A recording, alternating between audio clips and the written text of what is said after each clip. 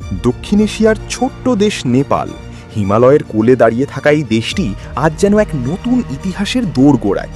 বহু বছর ধরে রাজনৈতিক অস্থিরতা, দুর্নীতি, অদক্ষতা আর জনদুর্ভোগের ভার বইতে থাকা এই দেশ হঠাৎ করেই শুনতে শুরু করেছে এক ভিন্ন সুর, পরিবর্তনের সুর।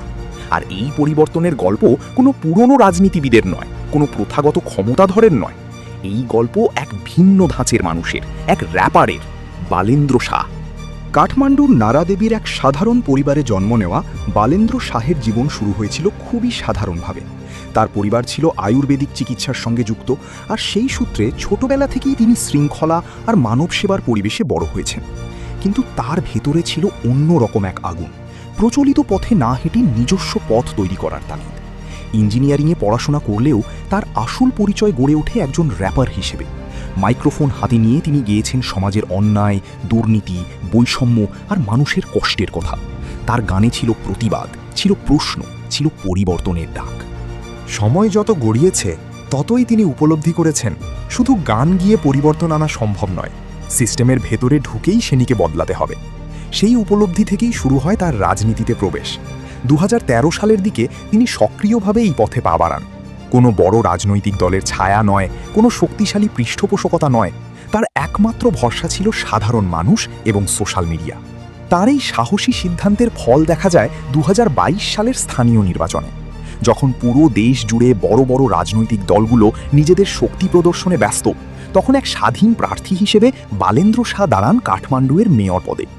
অনেকেই তাঁকে গুরুত্ব দেননি, কেউ কেউ তাঁকে শুধুই একজন র্যাপার হিসেবে দেখেছিলেন। কিন্তু ফলাফল ঘোষণার দিন বদলে যায় সব হিসাব। বিপুল ভোটে জয়ী হয়ে তিনি হয়ে ওঠেন কাঠমান্ডুর নতুন মেয়র।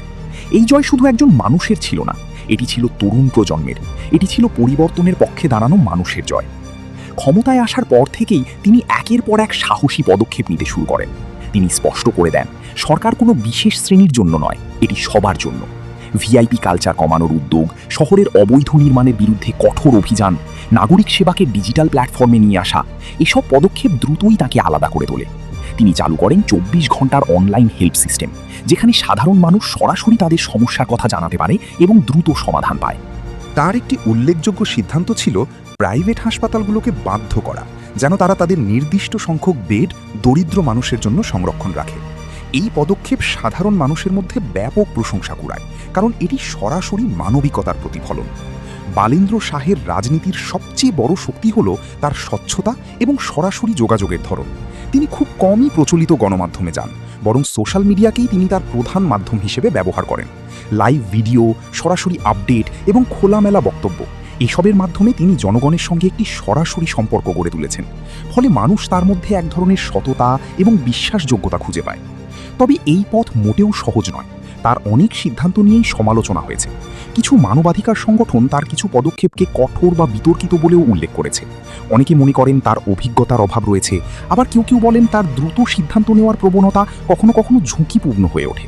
কিন্তু এসব সমালোচনার মাঝেও তিনি তার অবস্থানে অটল থেকেছেন। আজ শুধু নেপাল নয়, পুরো এশিয়ার দৃষ্টি এখন তার দিকে। একজন র্যাপার থেকে উঠে আসা এই তরুণ নেতা কি সত্যিই একটি দেশের সিস্টেম বদলে দিতে পারবেন? তিনি কি পারবেন দুর্নীতির অন্ধকার কাটিয়ে একটি আধুনিক ডিজিটাল রাষ্ট্র গড়ে তুলতে? এই প্রশ্নগুলোর উত্তর এখনও ভবিষ্যতের হাতে, কিন্তু বর্তমানের দৃশ্য একেবারেই ভিন্ন। আজ কাঠমান্ডুর রাস্তায় রাস্তায় শোনা যাচ্ছে পরিবর্তনের নতুন গান। এই গানে নেই কোনো পুরনো প্রতিশ্রুতির ভাঙা সুর, নেই মিথ্যা আশ্বাসের প্রতিধ্বনি, বরং এই গান মানুষের, এই গান আশার, এই গান নতুন এক সুর।